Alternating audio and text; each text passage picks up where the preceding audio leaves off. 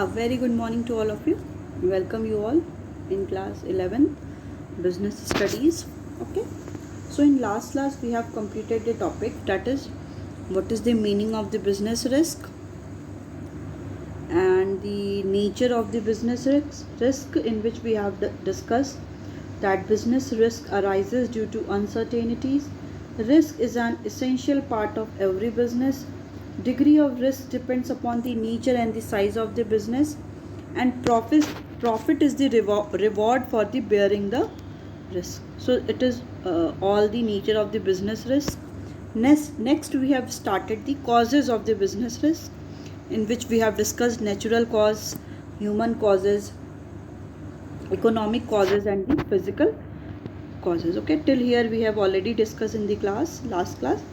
Now we are going to start the new topic, that is types of the business risk. Okay, so we should start. Okay, first one is insurable risk. So the risk which can recovered are called insurable risk. कि जो risk क्या हो सकता है, वो easily recover हो सकता है, उसे क्या बोलते हैं, उसे बोलते हैं insurable risk.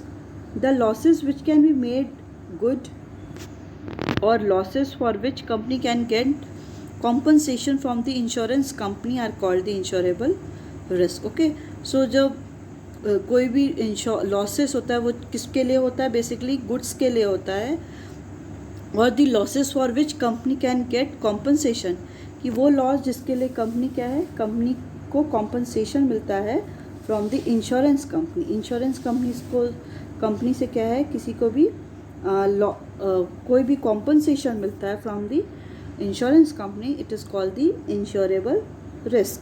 Generally the nature and the physical risk are the insurable risk. ठीक है, जो भी नेचुरल और फिजिकल रिस्क होते हैं उन्हीं वो क्या है, वही होते हैं insurable risk.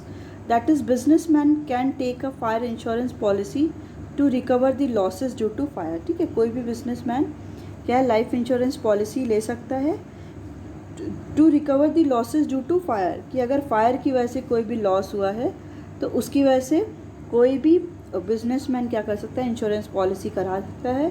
He can also take insurance policy to get the protection from the flood, कि कोई भी इंश्योरेंस पॉलिसी वो कोई भी इंडिविजुअल बिजनेसमैन की फ्लड से भी अगर कोई भी प्रॉब्लम आती है, फ्लड से भी होता है, तो उसके लिए भी वो प्रोटेक्शन के लिए भी इंश्योरेंस पॉलिसी करा सकता है. अर्थक्वेक और from damage of assets such as bursting of the boiler etcetera. ठीक है, अर्थक्वेक के लिए भी वो इंश्योरेंस करा सकता है, और कोई भी बर्स्टिंग ऑफ द बॉयलर, मतलब जिससे गुड्स जा रहे हैं, तो अगर उसमें अगर कोई हो जाता है, बर्स्ट हो जाता है, तो इन सारी चीज़ों की वजह से कुछ डैमेज होता है. In that case any person, any businessman can take the insurance. Okay, next one is non insurable risk, कि कुछ ऐसे भी हैं जिसमें इंश्योरेंस नहीं हो सकता. तो the risk which for which no protection is available are called non insurable risk. ठीक है, ऐसे रिस्क जिसके लिए कोई भी प्रोटेक्शन अवेलेबल नहीं है उसको क्या बोलते हैं, नॉन इंश्योरेबल रिस्क बोलते हैं. Generally the economic risk and the human risk are the non insurable. ठीक है, जो इकोनॉमिक रिस्क होते हैं और ह्यूमन रिस्क होते हैं वो उनको इंश्योरेंस नहीं लिया जा सकता. The businessman can not gate compensation for change in demand और लॉस ड्यू टू नेग्लिजेंस और the carelessness of the employees. ठीक है, कोई भी बिजनेसमैन को उस कंडीशन पे कॉम्पनसेशन नहीं मिलेगा कि अगर कोई भी डिमांड क्या हो गई, किसी भी गुड्स की अगर डिमांड हो गई, डिमांड में चेंज हो गया, तो उस कंडीशन पे उस कॉम्पनसेशन नहीं मिलेगा. और लॉस ड्यू टू नेग्लिजेंस, कि एम्प्लॉयज़ की नेग्लिजेंस की वजह से या एम्प्लॉयज़ की केयरलेसनेस की वजह से किसी भी बिजनेसमैन को उस कंडीशन पे कोई भी इंश्योरेंस पॉलिसी नहीं ले सकता है. Next one is whether the risk is the insurable और नॉन इंश्योरेबल, कि वो रिस्क क्या है, इंश्योरेबल है या नॉन इंश्योरेबल है. Only the loss can be shared but risk remains. ठीक है, चाहे वो इंश्योरेबल रिस्क हो जिसमें हम इंश्योरेंस ले सकते हैं, और नॉन इंश्योरेबल हो जिसमें हम रिस्क जिसमें इंश्योरेंस करा सकते हैं, तो उसमें क्या है कि लॉस को ही हम शेयर कर सकते हैं। ऐसा नहीं है कि कोई भी रिस्क को मिनिमाइज़ कर, या रिस्क क्या है वो रिमेन ही रहेगा, रिस्क कभी भी ख़त्म नहीं हो सकता है। रिस्क को मिनिमाइज़ किया जा सकता है, लॉस को कॉम्पनसेट किया जा सकता है, शेयर किया जा सकता है, बट जो रिस्क है वो इट विल बी रिमेन्स और इट विल बी कंटिन्यू, वो हमेशा ही कंटिन्यू रहेगा। Next is that is speculative risk. की स्पेकुलेटिव रिस्क क्या होता है?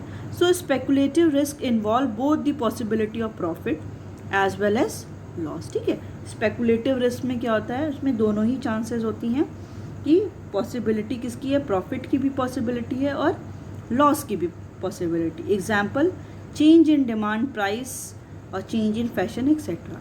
ठीक है, इसमें प्रॉफिट की भी चांसेस हैं कि अगर चेंज इन डिमांड क्या है फेवर में हो गया तो क्या है किसी भी बिजनेसमैन को प्रॉफिट होगा। प्राइस में चेंज हो गया है तो सप्लायर, अगर प्राइस इंक्रीज़ हो जाएगी तो सप्लायर को प्रॉफिट होगा। और चेंज इन दी फैशन, कि फैशन में भी अगर कुछ चेंज हो गया तो उसकी वजह से भी किसी भी बिजनेसमैन को क्या होगा, वो प्रॉफिट मिलेगा। या चेंज जो फैशन है उसके फेवर में चेंज हो गया कि वो उसी कमोडिटी को प्रोड्यूस कर रहा था, तो उस कंडीशन पे क्या होगा कि ये स्पेकुलेटिव रिस्क है। So there is also the chances of the profit as well as loss, की दोनों की इसमें क्या होती है, चांसेस होती है। Okay, now the next one is and the last one is that is pure risk. कि प्योर रिस्क क्या होता है? So pure risk involve only possibility of loss or no loss. Their occurrence result in loss or no occurrence means loss. No occurrence means no loss. Example, chance of fire, theft, strike, etc. इसमें क्या chances होती हैं कि loss की possibility है भी और loss नहीं भी हो सकता है। ऐसा नहीं है कि एकदम श्योरिटी है कि फायर, तो ऐसा नहीं है कि किसी इंडिविजुअल ने फायर इंश्योरेंस करा लिया दैट मीन्स कि उसके साल में उसके यहाँ आग लगेगी, ऐसा कोई श्योरिटी नहीं है। या थेफ्ट हो गया, चोरी हो गया, या स्ट्राइक हो गया, तो इन सब चीज़ों के लिए क्या है, ये प्योर रिस्क है। इसमें पॉसिबिलिटी दोनों की है, लॉस हो भी सकता है और लॉस नहीं भी हो सकता है। So pure risk involve only possibility of loss और दी नो लॉस, किसमें दोनों की पॉसिबिलिटी है, या तो लॉस होगा या तो लॉस नहीं होगा। Their occurrence result in loss, कि उनके जो ऑकरेंस है अगर वो हो गया तो लॉस हुआ, and no occurrence means loss and no occurrence means no loss, कि अगर वो नहीं हुआ दैट मीन्स लॉस नहीं होगा, कि अगर वो हो गया तो लॉस होगा, अगर वो ऑकर ही नहीं हुआ तो वो लॉस नहीं होगा। That is example of fire, theft, strike etcetera. ये सारे इसके क्या हैं, example. Okay, so from this we have completed the chapter 1, that is nature and the purpose of the business. So now in today class we are also going to start the new chapter. New chapter means chapter 2, that is forms of the business organization, कि business organization के forms क्या क्या हैं. Okay, so in which we are going to study the, you can see, that is classification of business enterprises on the basis of ownership, private sector enterprises, public sector enterprises और joint sector enterprises की classification करना है हमको business enterprises का उनके ownership पे, कि उनके owner कौन से हैं. तो पहला है private sector, second है public sector enterprise and the third one is joint sector enterprise. Second one is forms of the public sector enterprise, कि public sector के enterprise के कौन कौन से form है. First one is sole proprietorship, second is the joint family business, third one is partnership, fourth one is cooperative organization, and fifth one is joint stock company. So from this we will start the new as well as explanation of the sole proprietorship. So we will study the what is the meaning of the sole proprietorship, features, merit and demerits of the sole proprietorship. Next we will discuss the expansion of the sole proprietorship, कि कोई भी sole proprietorship का expansion करना है तो वो किस perspective में कर सकते हैं. So the appointment of the paid assistant, admit a partner. Next we have to discuss the joint Hindu family business. So what is the meaning of the joint Hindu family business, meaning, features, merit and demerits of the joint into family business. Next we have to discuss the what is partnership. So we will discuss meaning of the partnership, features of the partnership, merit and demerits of the partnership. Next what we have to start, that is types of partnership, कि partnership के क्या क्या types हैं. So types of partnership में partnership at will पढ़ना है, fixed period partnership पढ़ना है, पर्टिकुलर पार्टनरशिप पढ़ना है, जनरल पार्टनरशिप पढ़ना है, एंड दी लिमिटेड पार्टनरशिप, ये सारे हमें पढ़ने हैं. Next is types of partner. Partner के टाइप्स क्या हैं? So first one is active partner, second is sleeping partner, secret partner and the nominal partner. Next topic is this chapter is too lengthy. Okay, so the next topic is minors as a beneficiary in a partnership. Next we have to start the formation of partnership. Firm की partnership firm का कैसे formation होगा, partnership deed, registration of the partnership firm, consequences of the non registration, कि अगर कोई भी registration partnership कराए, अगर नहीं रजिस्टर्ड है कोई भी पार्टनरशिप, तो उसके कंसीक्वेंसेज और रिजल्ट क्या होंगे. Next we have to discuss the cooperative organization, meaning, feature, merit and demerits of the cooperative organization. Types of the cooperative organization, in which we have to study consumer cooperative, producer cooperative, marketing cooperative, credit cooperative, farming cooperative and housing cooperative. Okay, so we will deal all these cooperative types of cooperative organization. Next we have to deal what is the difference between the partnership and the cooperative organization. Okay, कि partnership और cooperative organization में क्या difference होता है. Next is joint stock company, की joint stock company क्या होता है, जॉइंट स्टॉक कंपनी क्या होता है, जिसमें हमें क्या पढ़ना है, उसके meaning, features, merit and demerits of the joint stock company. Next we have to start the types of the company, कि कंपनी के टाइप्स क्या हैं. So private company, public company, OPC means one person company. Privilege of the private companies over the public company, की privileges क्या मिलता है private companies को over the कोई भी पब्लिक कंपनी के ओवर, कोई भी प्रिविलेजेस, क्या क्या ऐसे प्रिविलेजेस प्राइवेट कंपनीज को मिलते हैं. Next we have to discuss the difference between the private company and the public company, कि प्राइवेट कंपनी और पब्लिक कंपनी में क्या डिफरेंस है. Next difference between the company and the cooperative organization, कि company और कोऑपरेटिव ऑर्गेनाइजेशन में क्या difference है. Difference between the company and the partnership, कि कंपनी और पार्टनरशिप में क्या डिफरेंस है. Next we have to deal with the stages in the formation of A company, कि कोई भी अगर कंपनी फॉर्मेशन हो रहा है, कंपनी का फॉर्मेशन हो रहा है, तो उसके कौन कौन से ऐसे स्टेजेस हैं. So first we have to deal with the promotion, incorporation, a capital subscription, commencement. Okay, so there will be 4 steps, so in which first one is promotion, कि promotion कैसे होगा. Next one is incorporation, third is capital subscription and the fourth one is commencement of the business. So next topic we have to deal with the promotion stage, कि promotion stage पे क्या होगा. इसमें हम लोग पढ़ेंगे identification of the business opportunities, कि business opportunities की क्या आइडेंटिफाई कैसे करेंगे, फिजिबिलिटी स्टडीज़, फिर नेम अप्रूवल कैसे होगा, फिर fixing of the signatories of to the members के जो सिग्नेचर हैं उसको फिक्सेशन करना, अपॉइंटमेंट ऑफ द प्रोफेशनल्स, जो प्रोफेशनल हैं उनको अपॉइंट करना, preparation of the necessary document, जो भी नेसेसरी डॉक्यूमेंट्स हैं उनको भी क्या करना, प्रिपेयर करना. Next we have to deal with the incorporation. देखिए ये सारे एक्सप्लेनेशन है. प्रमोशन को डील में पढ़ना है, इनकॉर्पोरेशन को पढ़ना है, कैपिटल सब्सक्रिप्शन को पढ़ना है, कमेंसमेंट को पढ़ना है. सो इनकॉर्पोरेशन में क्या है, filing of the necessary document, जो भी नेसेसरी डॉक्यूमेंट्स हैं उनको फिल करना, पेमेंट ऑफ द फीस, जो भी फीस है उनको पेमेंट करना, रजिस्ट्रेशन कराना, सर्टिफिकेट ऑफ द इनकॉर्पोरेशन का certificate. Next we have to deal with the capital subscription. Okay, so in which we have to study the SEBI approval. SEBI approval means, SEBI means Securities Exchange Board of India, जो भी different securities होती हैं उनके साथ ये deal करता है. फिर उसमें prospectus, minimum subscription, application to the stock exchange, Class allotment of shares. The next topic that we have to discuss, that is commencement of the business, in which we have to discuss the submission of the documents.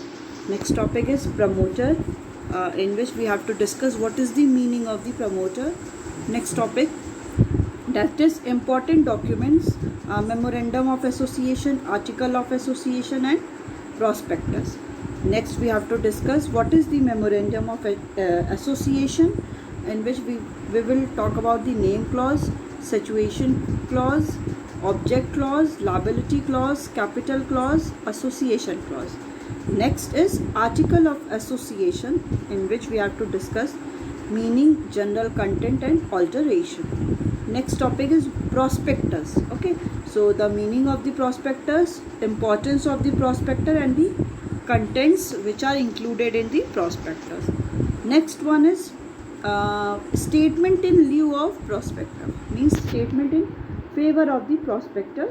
So we will discuss all these topics, but you know very well, due to COVID-19 your syllabus has been reduced, so you have to not read to this topic, that is factor keep in mind while making choice of forms of business. Okay, तो हमें ये topic नहीं पढ़ना है. चलिए let's start. Firstly start with the introduction.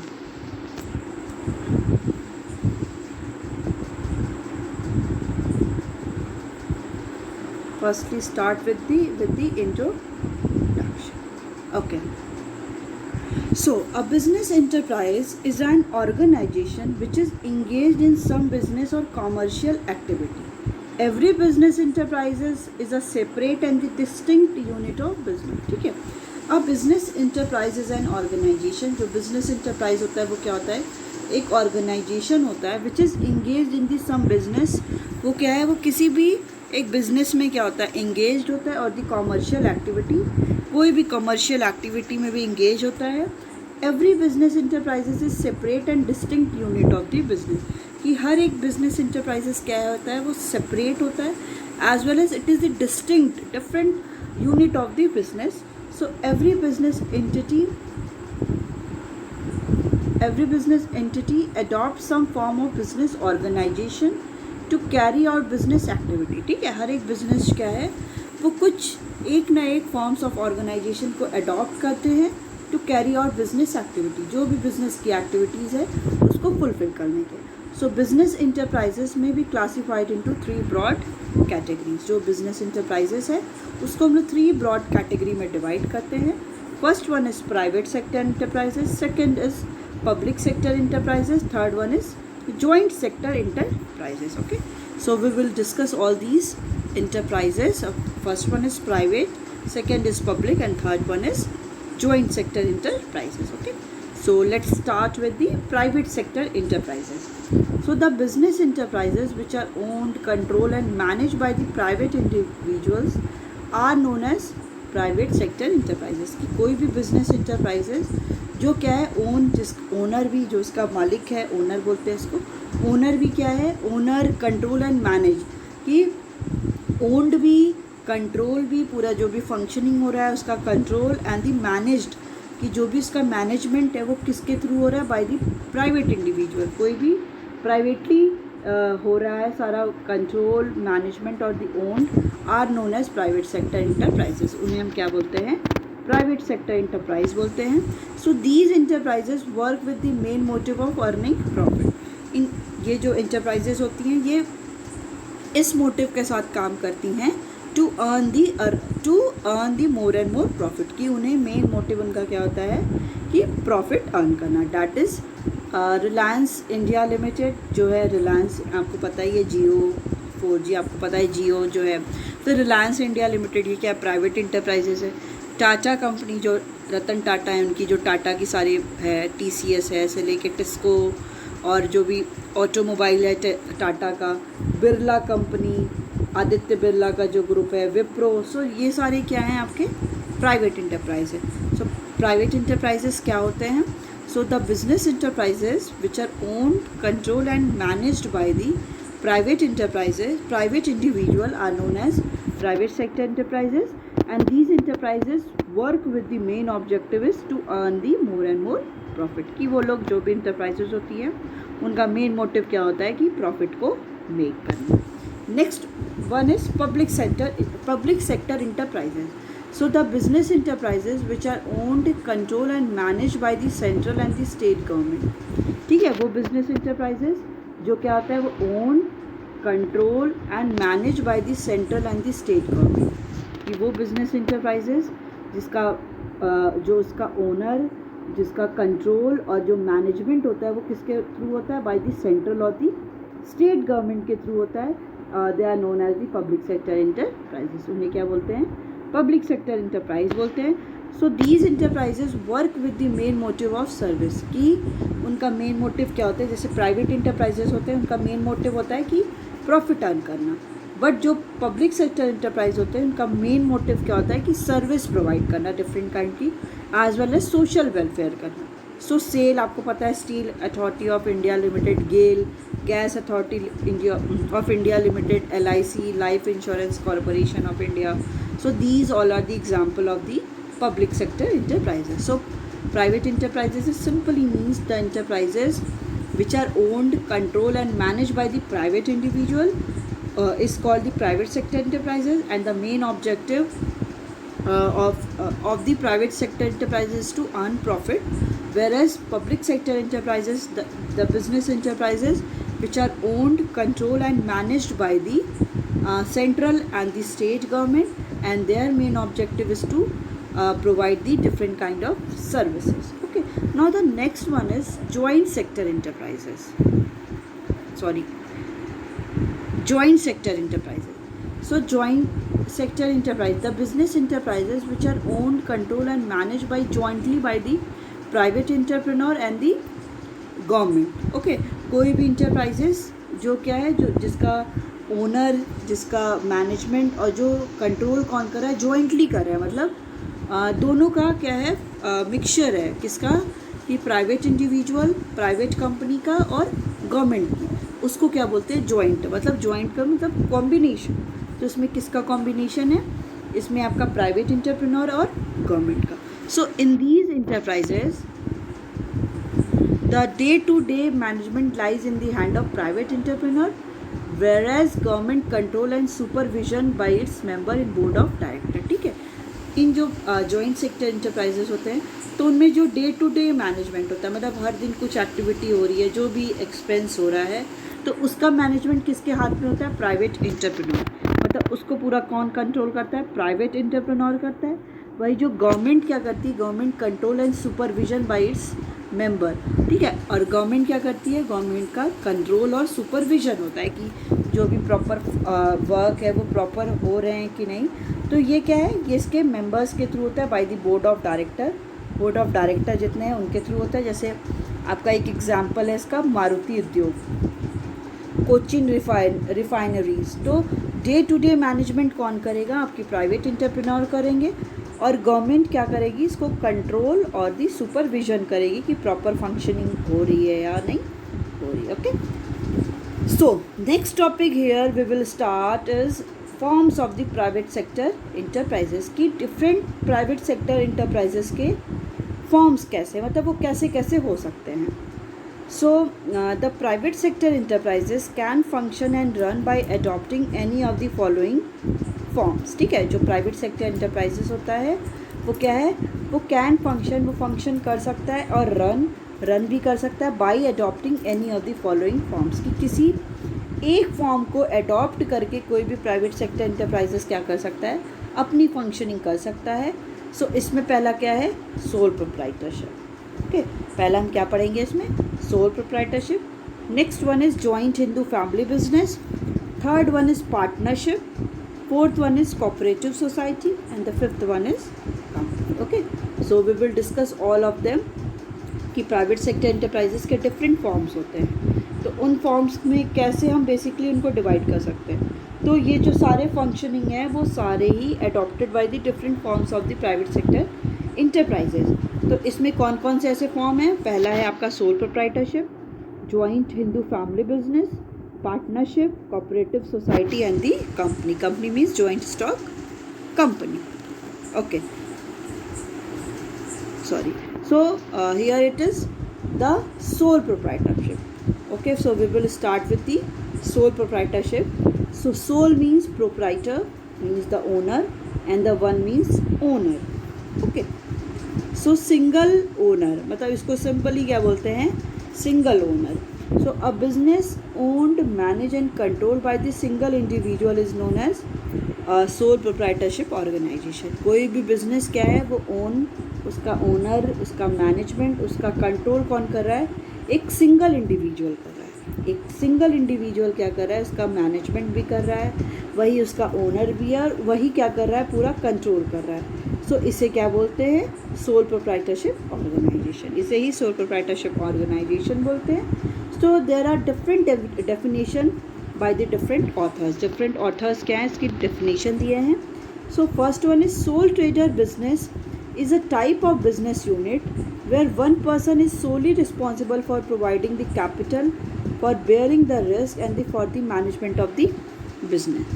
So sole trader business क्या होता है, ये एक टाइप का बिजनेस होता है जिसमें where one person is solely responsible, कि एक सिंगल पर्सन क्या है, वो उसी की पूरी रिस्पॉन्सिबिलिटी है फॉर प्रोवाइडिंग द कैपिटल, कि वो क्या है, कैपिटल भी प्रोवाइड करेगा, फॉर बेयरिंग द रिस्क, जो भी बिजनेस में रिस्क है वो अकेले ही क्या करेगा, उसको बेयर करेगा, and for the management of the business, कि बिजनेस में क्या है, कोई भी बिजनेस का मैनेजमेंट करना है, बिजनेस जो भी कैपिटल है वही उसको क्या करेगा, प्रोवाइड करेगा, जो भी फंड की नीड है या जो भी रिस्क है वो सिंगल उसको क्या करेगा, बेयर करेगा. So there are different definitions of the sole proprietorship which is given by the different authors. Okay, so next one is which is given by the L.H. Hennig.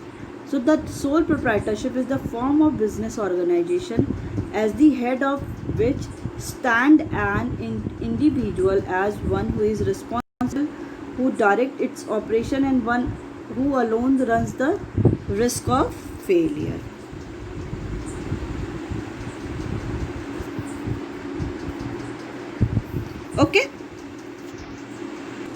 Okay, so the sole proprietorship is the form of the business organization at the head of which stands an individual as one who is responsible, who directs its operation, and who alone runs the risk of the failure.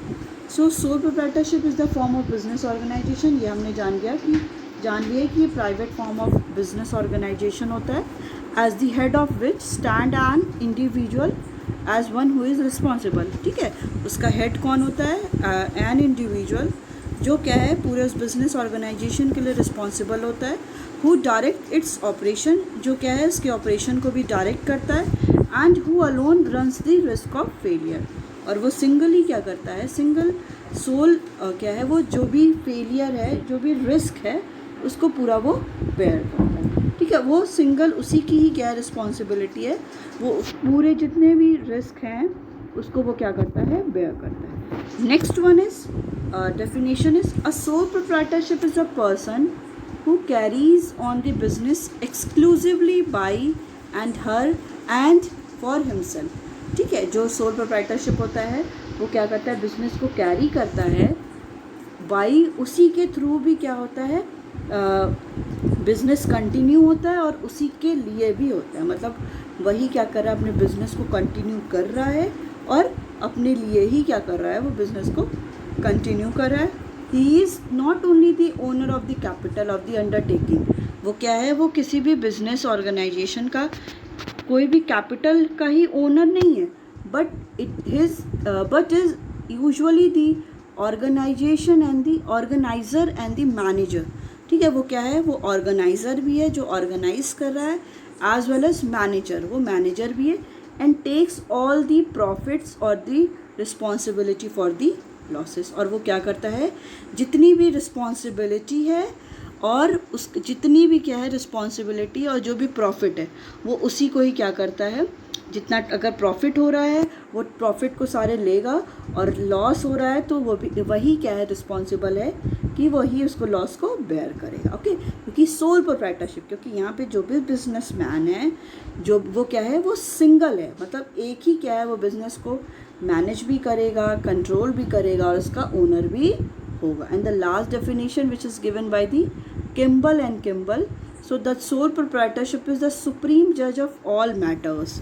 ठीक है, वो क्या होता है, वो एक supreme जज of all matters pertaining to his business subject. कि वो अपने बिजनेस का क्या है, एक सुप्रीम जज है. मतलब और कोई उसके वर्क में कोई भी इंटरफेरेंस नहीं करेगा.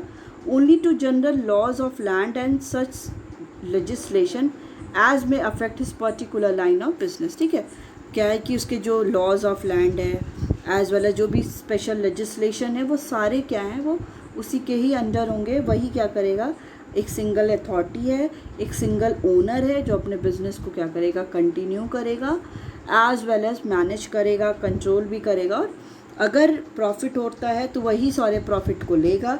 अगर लॉस होता है सो ही और she is the only one who bear the all the losses. Okay, so what we have discuss in today's class, we have discussed the last topic, we have discussed the types of the business risk, from which we have completed this chapter, and we have started the new chapter, forms of business organization, in which we have discussed the all the what the topic we have to discuss in this chapter, and we started with the introduction. Okay, and we also started the forms of the private sector enterprises, in which we have discussed about the sole proprietorship, and we have seen the different kind of different definition which is given by the different authors. Okay, so it's all about your today's class. We will continue this chapter in the next class. Okay, thank you.